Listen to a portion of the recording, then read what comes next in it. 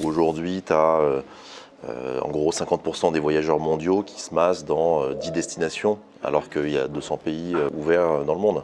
Le Pérou, Machu Picchu, aujourd'hui, qui est un lieu qui est vraiment sous menace du nombre de touristes. D'ailleurs, il y a des quotas qui ont été mis en place. Il y a des temples pas très loin du Machu Picchu, d'ailleurs, qui sont absolument magnifiques, dans lesquels il n'y a personne et dans lesquels, enfin moi, à titre personnel, je préfère être dans un endroit où il y a beaucoup moins de monde, où je vis une expérience qui est unique, plutôt que de faire la queue, et de me retrouver dans une sorte de Disneyland qui est reproduit à l'autre bout du monde. On est dans une société qui est ultra standardisée, et typiquement les réseaux sociaux. Voilà, avec un enchaînement de gens qui vont faire du brut ou du combini, et en même temps, on veut que nos expériences collent à nos valeurs et effectivement des expériences hyper personnalisées. En fait, on a développé ce qu'on appelle aujourd'hui l'intelligence humaine augmentée. Donc, en fait, on a tous des patterns, des modes de pensée. Toi, quand tu prépares un voyage, tu as une expertise sur la manière de construire une belle expérience de voyage. Ce qu'on a réussi à faire, c'est développer un logiciel qui permet de modéliser sa manière de penser et de construire une expérience. Et à un moment, le logiciel te dirait « j'ai compris ». Comment tu penses, donne-moi toutes les idées que tu as, je vais te reproduire des centaines de milliers de configurations ou de voyages potentiels en Thaïlande et tu lui mets tes valeurs en disant moi je voudrais que mon voyage soit éco-responsable parce que mon budget CO2 ne dépasse pas celle d'un déplacement à Toulouse. Tu lui mets le curseur, tu lui mets le budget que tu as et il dit voilà tu vas faire ça et ça comme activité parce que ça a un impact écologique faible, tu vas aller comme ça en Thaïlande et pas comme ça, etc.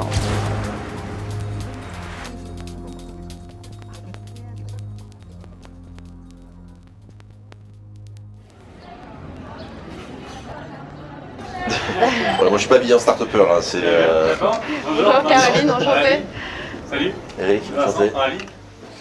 Enfin, tu vois, les voyageurs allemands par exemple sont, typiquement c'est assez marrant par exemple, on étudie les parcours utilisateurs sur le site, les seuls qui vont voir les CGU du site ce sont les Allemands. Moi je dirige une agence de communication digitale social media, création de contenu.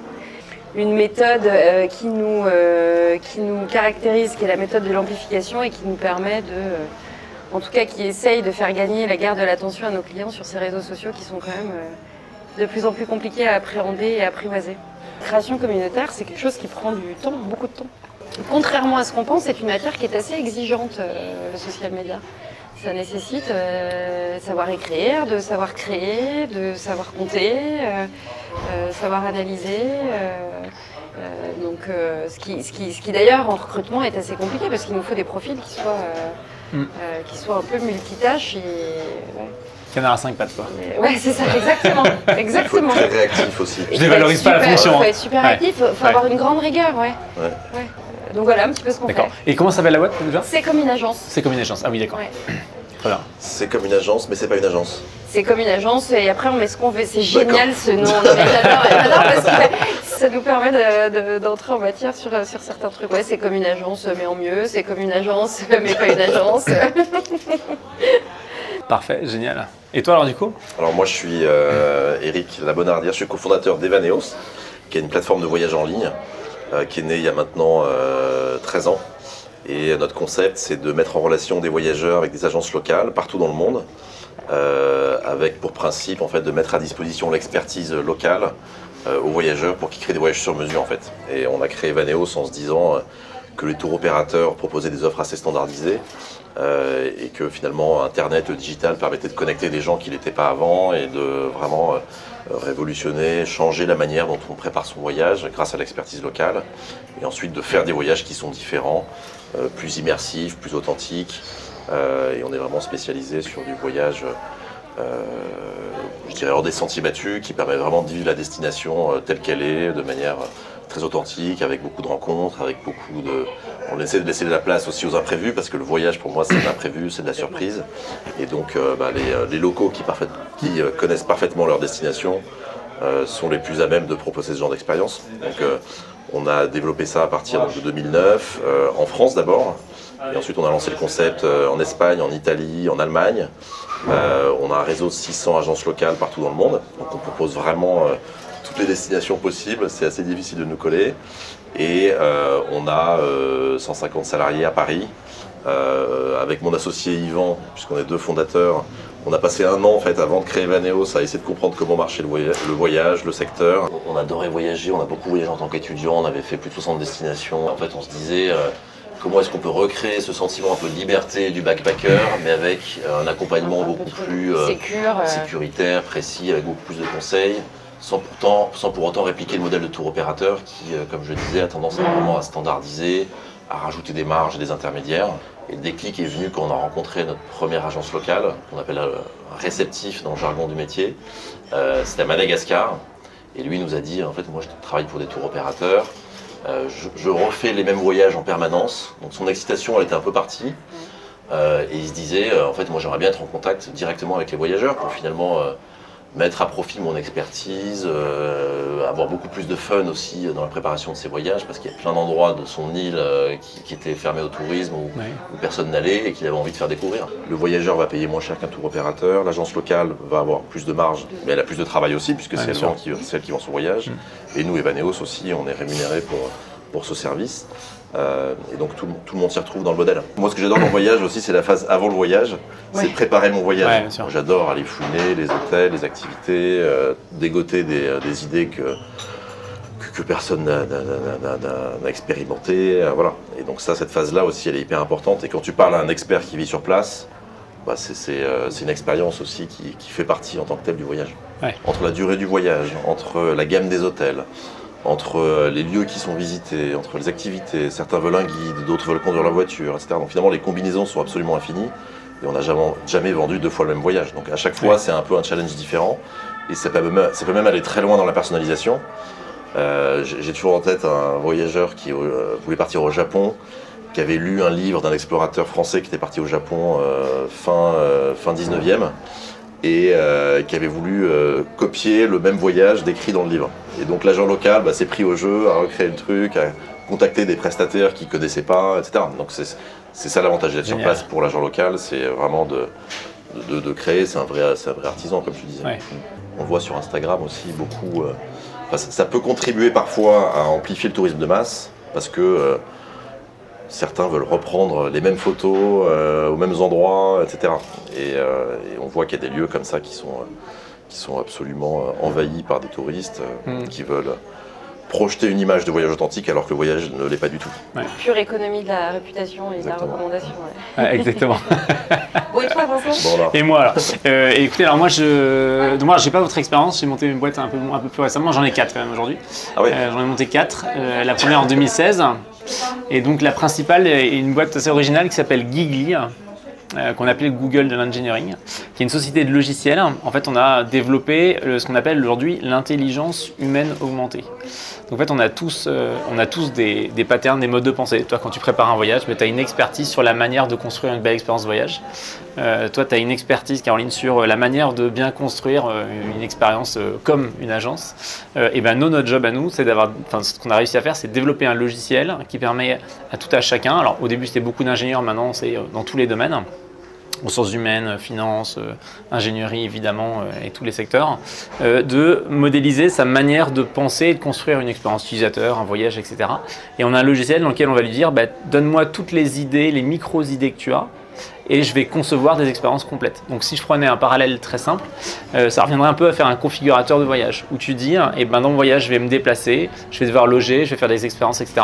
Et donc ce logiciel va te permettre de dire comment je construis une expérience voyageur sur les valeurs du voyageur. Et en fait, ça va te faire quasiment un configurateur dans lequel tu vas mettre toute la liste des idées, des activités que tu peux faire dans un voyage. Et il va te configurer en fonction de tes valeurs la meilleure expérience qui va permettre de minimiser ton impact CO2 si tu veux minimiser, respecter ton budget, maximiser tes valeurs et ton point de vue en manière automatique. Donc en fait, c'est quoi ? On ne remplace pas l'homme. On permet juste d'outiller l'homme pour tester toutes les idées qu'il a en disant tiens, sur de la com, tu dis voilà, j'ai plein de manières de communiquer, de l'Instagram, du LinkedIn, n'importe quoi.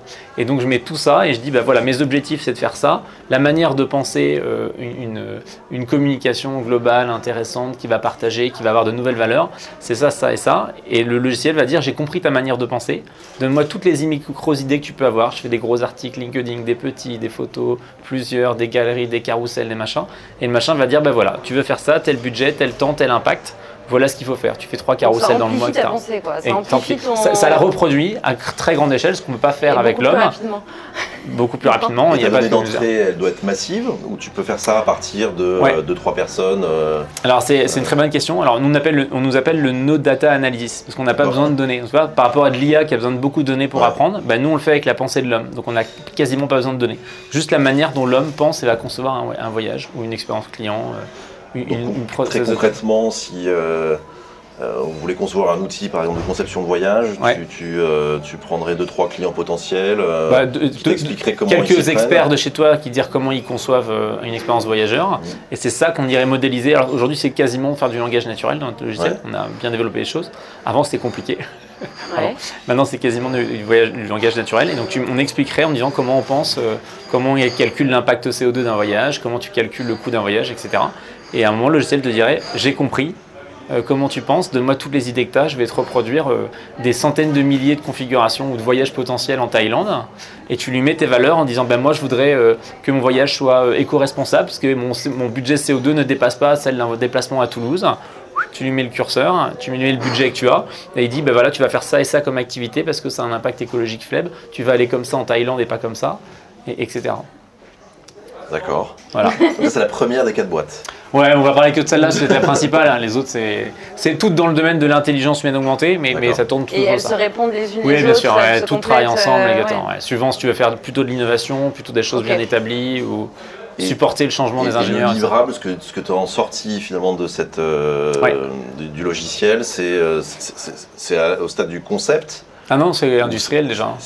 Mais tu fournis des algorithmes. Alors on fournit, nous on est un fournisseur de logiciels, donc on fournit un logiciel qui permet de faire ça. Après s'il y a besoin, on fournit le support pour dire comment est-ce que mes experts… Après à tes clients d'exploiter la donnée que tu en extrais, que eux mettent dedans et puis qu'ils en extraient. Voilà, exactement. Okay. Sur une sorte de configurateur, on va dire, c'est comme un outil BI dédié à ces problématiques d'intelligence humaine. Okay. Et tu as des cas en B2C? On fait beaucoup aujourd'hui alors si on touche le domaine de tout ce qui est renouvelable, etc. Et par exemple on a un produit, donc on a un Gigli qui tourne pour un de nos grands clients, qui a fait ce qu'on appelle du flexible operation, c'est-à-dire de l'équilibrage de réseaux dynamiques entre les énergies renouvelables et non renouvelables. Parce qu'on ne peut pas vivre qu'avec du solaire ou de l'éolien, ça ne marcherait pas. Autrement, on allumerait la lumière en pleine journée, on l'éteindrait en pleine nuit, parce qu'il n'y a pas de soleil. Et donc voilà, il a proposé des solutions pour dire voilà quelles sont les technologies à insérer sur les grids énergétiques mondiaux pour réussir jusqu'en 2035 à équilibrer les réseaux sans qu'ils tombent et qu'on puisse garantir qu'on peut fournir l'énergie. Donc ça te sort le bon mix, quoi. Le bon mix d'assets, exactement. Si tu mets plus d'éolien, plus de renouvelables, il y a d'autres compensations à mettre pour être capable d'équilibrer sans, c'est d'actualité, sans consommer trop de gaz par exemple parce qu'on a une pénurie pour le faire venir, etc. C'est incroyable, mais ça veut dire que moi par exemple, si on prend le cas de l'agence, je pourrais dire voilà le budget de monsieur le client, voilà les réseaux sur lesquels il veut investir, voilà tous les formats et il me sort le mix. J'ai plus besoin de bosser en fait. Si, mais tu vas déplacer ta valeur. C'est-à-dire que tout ce qui est automatique. Non, mais en fait, c'est la vision globale des gens. C'est-à-dire, en fait, est-ce qu'on remplace l'homme? La réponse est non, clairement non. Pourquoi? Parce qu'il y a toujours de nouvelles idées. Exactement. Tu déplaces ta valeur. C'est-à-dire qu'au lieu de dire je passe mon temps à faire et défaire et à refaire toujours la même chose, en fait, je déplace ma valeur. Je vais imaginer des choses innovantes, parce que c'est quand même pas un miracle ce logiciel. Il va pas chercher de données sur Internet, il va pas inventer les trucs qu'on lui donne pas. Donc tu déplaces ta valeur à dire je vais être plus créatif et je vais incorporer dans la machine qui tourne de nouvelles idées qui vont créer de la valeur nouvelle sur des concepts complètement nouveaux qui n'existent pas. Et tout ce qui est reproduisable intellectuellement, je vais l'automatiser. Donc ça automatise des modes de raisonnement, c'est ça, des patterns de pensée qui se répètent. Ok. Voilà, exactement. Quand tu conçois un voyage ou un produit, on s'imagine bien qu'il y en a forcément qui sont assez répétitifs. Oui. Pas toutes, c'est pas la question. Oui. Mais qui sont répétitifs. Tu as plus de valeur peut-être à aller chercher, dénicher de nouvelles agences locales qui vont créer des expériences utilisateurs pour des profils de personnes avec des valeurs un peu, hors normes, comme l'exemple japonais que tu disais, hors normes, et que à dire je vais reproduire un mode de pensée classique de 80% des gens qui veulent un voyage, même s'ils ne veulent pas le % du tour opérateur dans les 20% classiques de ce qu'on fait habituellement. Tu as monté ça en 2016. En 2016, c'était un peu le tout début de ces sujets-là ou... Alors en fait, moi j'ai fait une thèse il y a 10 ans dans le sujet, mais il y a 10 ans, personne n'y croyait. L'IA n'existait pas dans ce que ça existe aujourd'hui. Donc en fait, j'ai passé 5 ans à développer les premières versions du logiciel. Et puis quand j'ai monté la boîte, il tournait déjà. Voilà. Mais il fallait que le marché soit prêt. Il y a beaucoup d'acteurs dans le monde qui réfléchissent à ça ou Oui, il y en a de plus en plus, Ouais. parce qu'on s'est rendu compte que finalement l'homme avait plein de bonnes idées et que c'était dommage de passer à côté de ce savoir-faire qu'on a développé quelquefois avec 70 voyages pendant ses études, ou des années d'expérience. Et que sinon, c'est idiot d'essayer de le remplacer d'un coup par de l'IA en disant bah tiens, on va plus rien faire du tout intellectuellement, quoi. C'est quand même, il y a peut-être une transition à faire. Et puis peut-être qu'il y a, comme disait Kasparov il y a 20 ans, 25 ans même, 30 ans, Ouais. qui est 85 je crois, 86. Bref, il disait le bon mix c'est l'homme et la machine, c'est pas que la machine ou que l'homme, Ouais. c'est le mix des deux. Vous êtes combien à faire ça? On est combien dans la société? Ouais. On est 10. On a beaucoup plus d'ordinateurs que de bonhommes. D'accord. Mais du coup, c'est quand même super intéressant ce que tu disais tout à l'heure. Parce qu'on voit effectivement qu'il y a une mouvance des gens qui veulent personnaliser les choses. Les gens veulent plus des trucs standards, tout le monde en a marre. Un truc standard, c'est sur Mais un en fait, portable. c'est paradoxal parce qu'on est dans une société qui est ultra standardisée. Et typiquement les réseaux sociaux. Aujourd'hui, quand vous regardez vos feeds d'actualité, mais même LinkedIn, pas que Instagram, pas que TikTok. TikTok, c'est probablement le plus créatif. Mais en fait, on est dans une espèce de standardisation des formats, voilà, avec un enchaînement de gens qui vont faire du brut ou du combini. Et en même temps, on veut que nos expériences collent à nos valeurs. Effectivement des expériences hyper personnalisées. Et donc il y a une espèce de paradoxe quand même dans tout ça.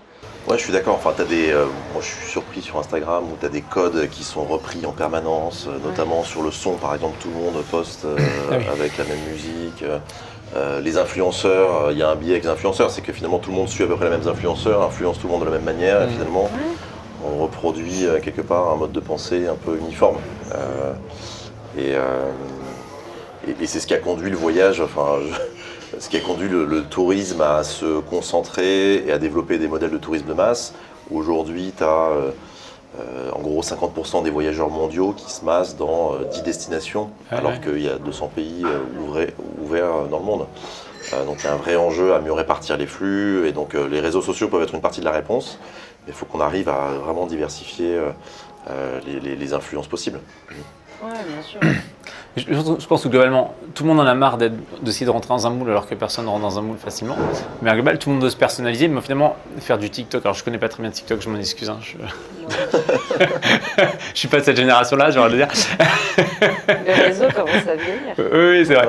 Et donc, mais les gens veulent personnaliser leur expérience, c'est une certitude. Mais globalement, tout le monde fait de l'Instagram et il n'y a pas 50 000 manières de faire de l'Instagram. Non, mais c'est pas parce qu'on est présent sur un canal qu'on peut pas être créatif sur ce canal et proposer des choses, faire un pas de côté en fait. Bien sûr, ouais. Mais il y en a peu qui le font réellement finalement. Il y en a tu très peu recopies. qui le font. Mais l'autre jour, je regardais.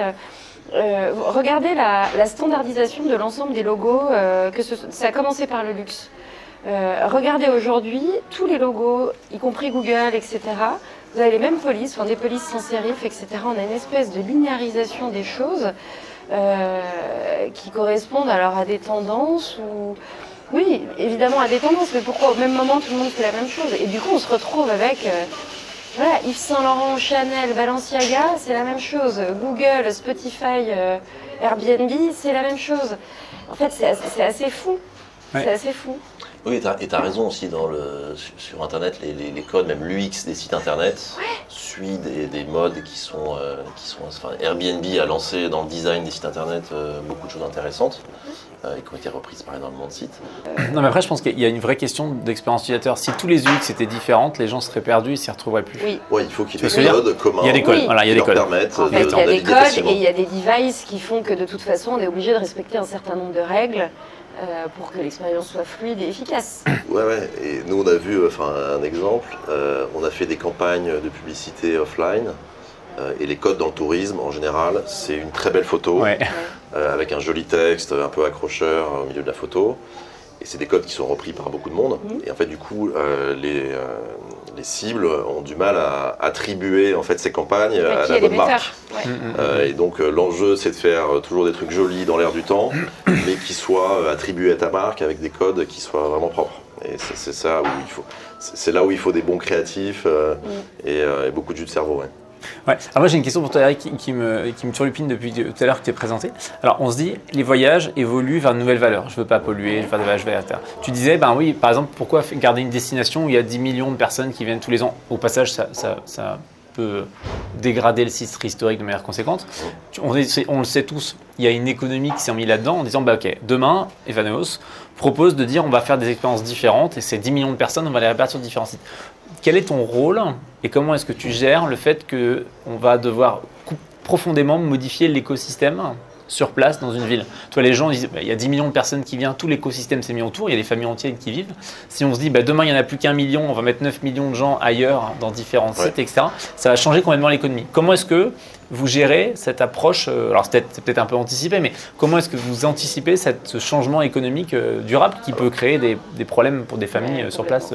On y réfléchit beaucoup et déjà depuis le début, de toute façon, nous on a une concentration des touristes qui est beaucoup moins forte qu'on va dire la moyenne du marché. Notre première destination, elle doit représenter 2% des ventes chez nous, donc on est déjà assez diversifié, mais c'est au sein d'une même destination. En fait, pour moi, l'enjeu, c'est d'arriver à révéler, à communiquer toutes les alternatives possibles aux lieux les plus connus, pour pas que tout le monde vienne s'y masser au même moment. Il y a un enjeu de période aussi. En fait, il y a plein d'endroits où on peut aller à des périodes qui sont habituellement pas conseillées par les guides de tourisme. Alors déjà parce que le climat change et donc en fait en réalité ça permet d'y aller à des périodes qui sont beaucoup plus variées. Un exemple, le Pérou, Machu Picchu aujourd'hui, qui est un lieu qui est vraiment sous menace du nombre de touristes. D'ailleurs, il y a des quotas qui ont été mis en place. Et en réalité, il y a des temples pas très loin du Machu Picchu d'ailleurs, qui sont absolument magnifiques, dans lesquels il n'y a personne et qui sont peut-être moins majestueux. Mais en tant que touriste, enfin moi à titre personnel, je préfère être dans un endroit où il y a beaucoup moins de monde, où je vis une expérience qui est unique, où potentiellement je peux rencontrer aussi, être plus proche de la population locale, plutôt que de faire la queue et de me retrouver dans une sorte de Disneyland qui est reconstruit à l'autre bout du monde pour une photo. Voilà, donc je pense qu'il faut faire changer les mentalités, il ne faut pas qu'on veuille faire tous la même photo et cocher la case du guide touristique qu'on a tous. Donc ça, je pense que, en tout cas nous, c'est une mission qu'on se fixe, et grâce aux agences locales qui sont sur place, de venir proposer beaucoup plus de potentialités dans ces voyages. Donc voilà, ça c'est un gros enjeu. Et après, par rapport aux enjeux du tourisme durable, et évidemment donc la massification des touristes aux mêmes endroits, il y en a d'autres aussi. Il faut quand même maintenir des économies qui sont très fortement dépendantes du tourisme, notamment les pays les moins développés. Il y a certains pays qui dépendent à 30 ou 50% du tourisme. Donc l'enjeu environnemental est évidemment important, donc je pense qu'il faut moins prendre l'avion, ça c'est clair. Si on prend l'avion pour aller loin, il faut partir plus longtemps. Je pense aussi que si on brûle du carbone, c'est qu'il faut faire un voyage qui a du sens aussi. Peut-être se poser plus la question de est-ce qu'aller juste trouver du soleil à l'autre bout du monde pendant une semaine à Noël, ça a vraiment du sens? Est-ce qu'il ne vaut mieux pas faire un voyage plus long de 2-3 semaines et le combiner avec une vraie découverte, avec des rencontres? Ça enrichit aussi les gens. Et je pense profondément que le développement du tourisme a aussi contribué à mieux comprendre les autres cultures, à diminuer les conflits.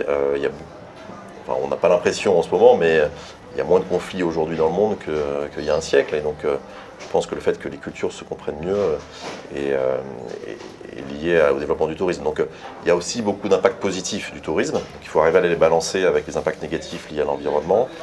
Et voilà, c'est des questions qu'on se pose beaucoup. Alors, on compense, nous, 100% des émissions carbone de nos voyages, mais évidemment, ça ne suffit pas. Et je pense qu'il faut sensibiliser les voyageurs à... La question pour moi, c'est finalement pas est-ce qu'il faut continuer à voyager, mais c'est plutôt comment est-ce qu'on peut voyager mieux et où.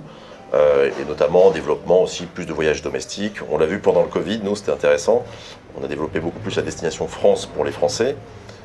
Et je ne pensais pas qu'on allait avoir une valeur ajoutée suffisante pour des voyageurs français qui connaissent bien leur pays a priori. Mais en réalité non, on a vu des voyageurs qui se mettaient à préparer des voyages de 2 semaines en France avec une agence locale, comme ils l'auraient fait s'ils allaient au Costa Rica ou au Sri Lanka. Alors, les agences locales en France sont quoi? Sont des guides indépendants? Enfin, il y a des vraies agences C'est des vraies agences et ça s'est beaucoup développé d'ailleurs. Ce sont des petits réceptifs locaux, très régionaux, qui ont développé une expertise dans leur région et qui sont capables d'aller proposer des expériences très originales. Nous, on propose par exemple d'aller s'immerger 4 jours dans les Pyrénées avec un berger, d'aller passer une semaine dans un observatoire en Provence avec des astronomes, des choses qu'on pourrait difficilement trouver soi-même, faire soi-même.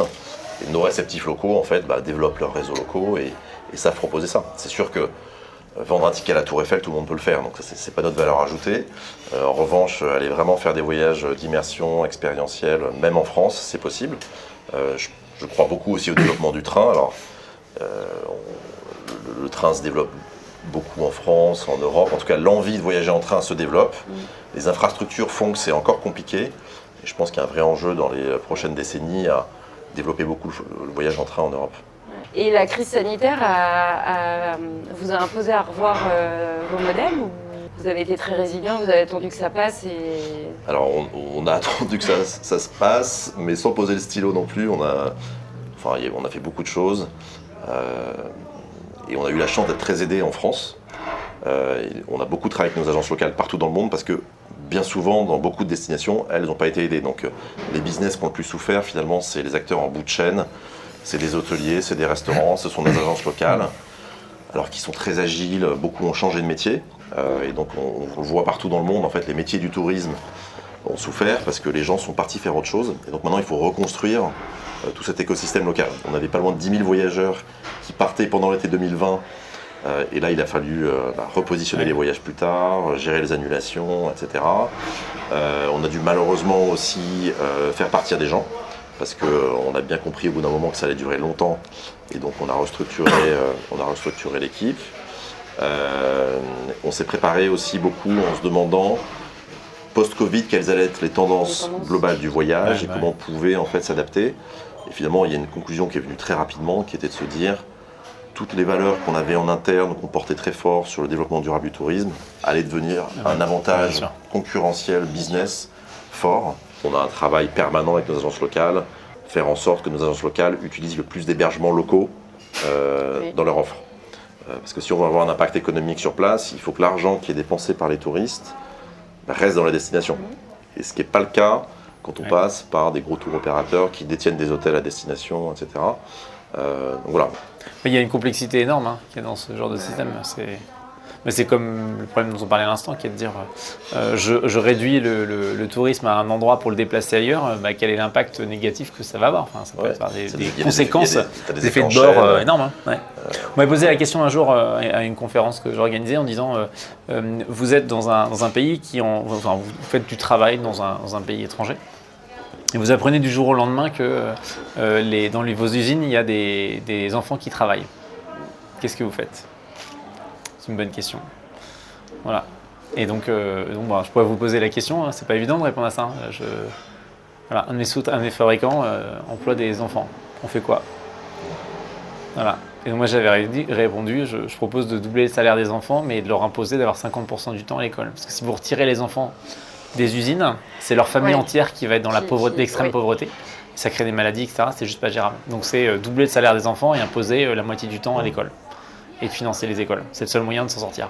De créer finalement de la culture chez les enfants pour qu'ils sortent de ce mécanisme où les parents font des enfants pour que les enfants aillent travailler et faire ça. En tout cas dans le tourisme, c'est sûr qu'il y a pu y avoir des dérives de tourisme un peu voyeuriste, qui profitent aussi de la pauvreté ou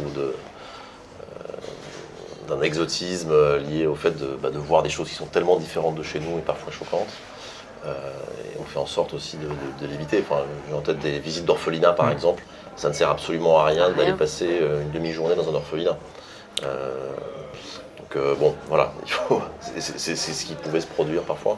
On a l'impression de faire une bonne action parce qu'on laisse 50 €, mais ça n'a pas d'impact. Donc, et ça peut pousser du coup à maintenir une sorte d'économie liée à l'orphelinat. Bon bref, c'est exactement ce que tu dis. Regarder les choses de manière trop simpliste parfois ne conduit pas à trouver les bonnes solutions. Sur l'usine des enfants, j'ai pas réfléchi, donc je ne veux pas répondre. Non, je pense que globalement, on peut tous considérer qu'on a un impact dans une petite chaîne de valeur, mais c'est la chaîne globale qu'il faut penser. C'est là que les logiciels que tu fais aussi, je crois que tu en faisais, ont un sens qui est de dire, en fait, avant de savoir où est-ce qu'il faut agir, il faut comprendre de quelle manière notre action va être répercutée sur l'ensemble d'une chaîne de valeur et d'une économie. Si tu dis je voyage moins en avion, il n'y a pas de débat. La question est de se dire est-ce que ça ne va pas tuer des chaînes de valeur et ça ne va pas créer des guerres parce que ça va créer des tensions, ça va créer des écarts, etc. Est-ce que du coup ça ne veut pas se dire au lieu de réduire le déplacement en avion, c'est peut-être qu'il faut rendre le déplacement en avion le plus propre possible pour continuer à aller dépenser de l'argent là-bas, à créer de l'emploi là-bas, etc. Et je trouve qu'il y a une question qui est intéressante qui est aussi de l'ordre de l'horizon du terme. C'est sûr que si on disait on arrête de prendre l'avion aujourd'hui, Ça a un impact assez massif sur les émissions de CO2, c'est à peu près 8%. Alors le tourisme, c'est peut-être la moitié de ces 8%, mais c'est quand même significatif. Ouais. Mais tu créerais tout de suite énormément de pauvreté partout dans le monde. Et ça, à court terme. Donc tu vois, il y a un enjeu de long terme qui est le climat, et un enjeu de court terme qui est la pauvreté. Donc finalement, voilà, qu'est-ce qu'on favorise, quel est le bon équilibre, comment on accompagne cette transition. C'est cette transition qui de toute façon sera assez longue, qu'il faut gérer le mieux possible. Oui, tout à fait. Il y a plein de choses. Alors nous, c'est notre dada de gérer des choses extrêmement complexes à très grande échelle qui sont complètement insolvables par le cerveau humain et qu'on peut résoudre avec des machines, avec le savoir-faire et la manière de penser de l'homme mis à très grande échelle. Et donc on a fait une étude alors on va retoucher le côté vert, bio, etc.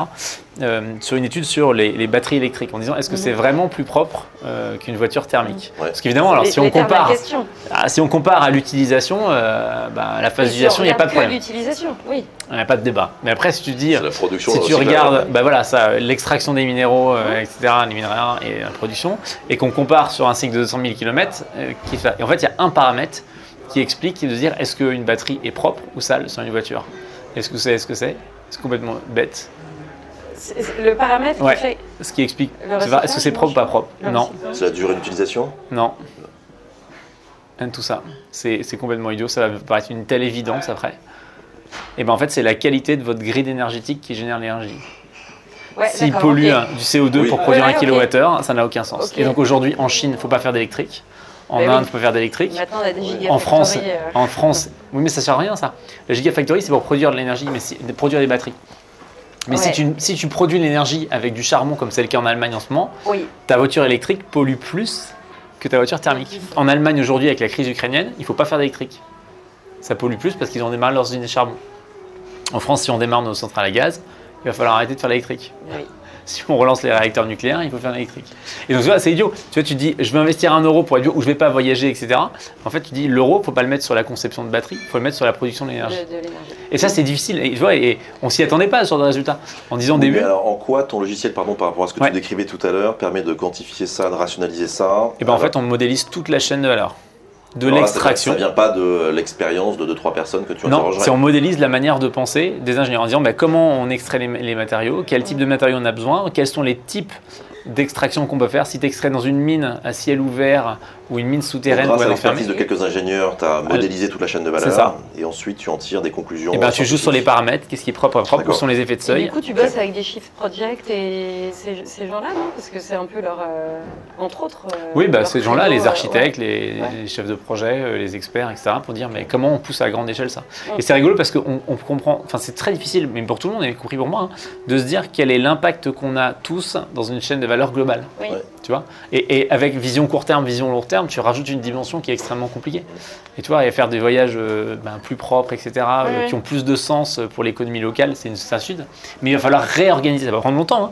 Il va falloir réorganiser complètement le tissu local. Alors après, il y a des cas, on parlait d'Airbnb tout à l'heure, qui change l'expérience utilisateur et qui donne finalement un accès direct à plein de logements, etc., mais qui a su casser ça rapidement et l'écosystème s'est construit tout seul rapidement. Mais c'est difficile à faire, tu vois, dans un système comme nos valeurs en communication ou nos valeurs en tourisme.